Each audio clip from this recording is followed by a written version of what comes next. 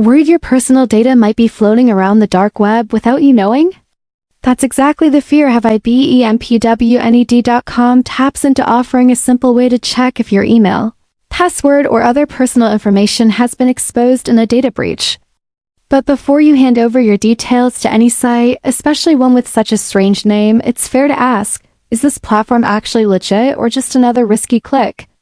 Launched back in 2013 by respected cybersecurity expert Troy Hunt, Pwned has gained global attention and even formed partnerships with trusted organizations like the FBI, showing it's not some faceless or fly-by-night operation.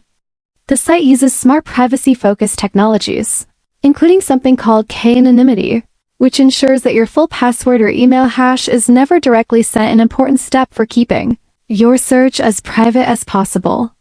It's also refreshingly transparent, listing team info, social media profiles, and even a verifiable physical address.